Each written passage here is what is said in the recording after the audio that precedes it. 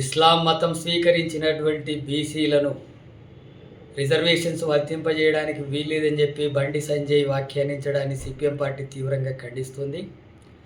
దూదేకుల వాళ్ళు, బాకీ పని చేసేటటువంటి వాళ్ళు, అత్తర్ సాహిబులు, రాళ్ళు కొట్టి బతికేటటువంటి వాళ్ళు, ఇతర అనేక రకాల వృత్తులు చేస్తూ సామాజికంగా, ఆర్థికంగా, అలాగే రాజకీయంగా, విద్యాపరంగా అణిచివేతకు గురవుతున్నటువంటి ఈ తరగతులు సామాజిక న్యాయం కావాలని చెప్పి రిజర్వేషన్లు కోరుతుంటే ఆ రిజర్వేషన్స్ని మతం ఆధారంగా అమలు చేయడానికి వీలు లేదని చెప్పి ప్రతి అంశాన్ని మతంతో జోడించడం అనేటటువంటిది సరైనటువంటిది కాదు. ఒకవైపు మేము బీసీ కులగణనకు వ్యతిరేకం, ఇక్కడ కులగణనకు వ్యతిరేకం కాదు అని బండి సంజయ్ అంటున్నాడు. కానీ పార్లమెంట్లోనేమో కులగణన వ్యతిరేకిస్తుంది బీజేపీ. కులగణన వ్యతిరేకించడం వల్ల దేశంలో ఉండేటటువంటి బీసీలకు సామాజిక న్యాయం అమలు జరగకుండా, ఆర్థిక సమానత్వాన్ని అమలు చేయనీయకుండా, రాజకీయ రంగంలో రిజర్వేషన్లు అమలు జరగడానికి ఆటంకంగా ఉండేటటువంటి బీజేపీ ఇక్కడ బీసీల గురించి మాట్లాడుతుంది. దేశవ్యాప్తంగా బీసీల హక్కుల్ని కాలరాస్తుంది. ఇక్కడ బీసీల పేరుతో ముస్లిం మైనార్టీలకు సంబంధించినటువంటి హక్కుల్ని కాలరాసేటటువంటి వైఖరి బీజేపీ చేస్తుంది.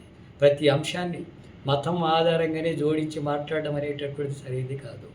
మతం ఆధారంగా మాట్లాడి మత ఘర్షణలు సృష్టించి మతోన్మాదాన్ని సృష్టించడం అనేది దానికి రాజకీయంగా వెనతో పెట్టినటువంటి విద్యగా ఉంది.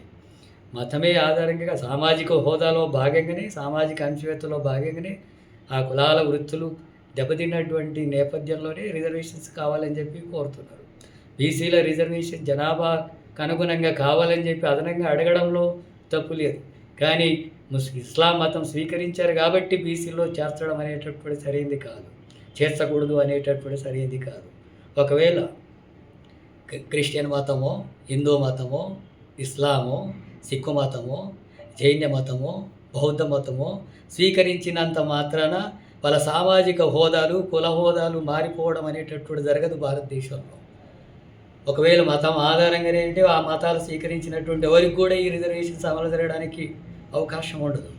రాజ్యాంగ స్ఫూర్తిని మనం తీసుకున్నా సరే మతాల ఆధారంగా కాదు, సామాజిక హోదా, కులాల అణచివేత ఆధారంగా రిజర్వేషన్స్ అనేటటువంటిది మనం కోరుతున్నాం. రాజ్యాంగ స్ఫూర్తి కూడా అదే చెప్తుంది.